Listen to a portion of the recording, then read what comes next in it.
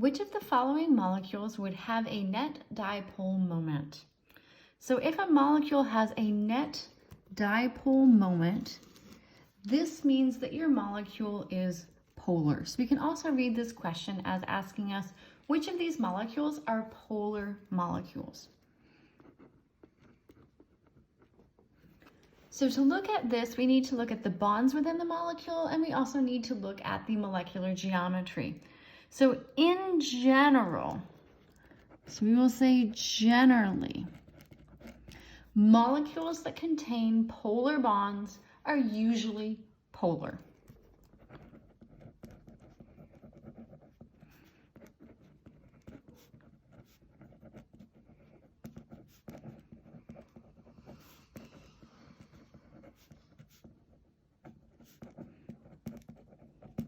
Okay, so if we find polar bonds in a molecule, it's typically going to be a polar molecule. The exception to that is going to be if your molecule is perfectly symmetrical. So if it's perfectly symmetrical, you might have equal, or you will have equal dipoles that are pulling in opposite directions. So unless the molecule is perfectly symmetrical. So that's what we want to be on the lookout for here. So if we look at this first structure, that's formaldehyde, and you've got a carbon in the center that has 1 pi bond, 2 sigma bonds. So that central carbon is sp2 hybridized.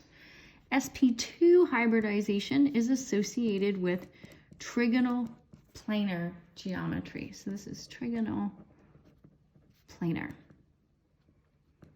And we have one polar bond, this carbon-oxygen bond. So we have a delta negative on that oxygen, a delta positive on that carbon, and this is a polar molecule. Moving to the next structure, we have a central carbon atom where we see 4 single bonds. So this is an sp3 hybridized carbon atom. And sp3 hybridization is associated with tetrahedral geometry. So this is tetrahedral. So if we want to represent that carbon, we can draw a tetrahedron.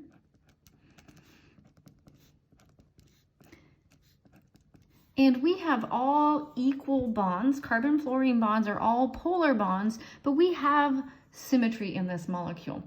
So the dipoles here will all cancel out. So we will just say that all of those dipoles cancel.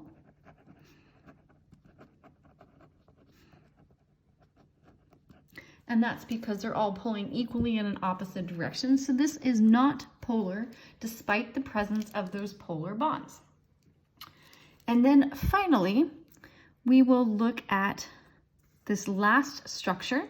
So again, we have a central carbon atom with 4 single bonds. So this is also sp3 hybridized, which again is associated with tetrahedral geometry. So we can draw the same sort of tetrahedron that we drew for the last molecule. And it doesn't matter where we put the chlorines and where we put the hydrogens, but regardless, you're going to have kind of a net dipole pulling between those two chlorines. So it's kind of pulling in one direction. There's no way to orient these so that they will cancel out. They're always going to kind of pull in that general direction. So this is not canceling these dipoles. It's not perfectly symmetrical, so this is polar. And so that means that the ones that have a net dipole moment are structures 1 and 3.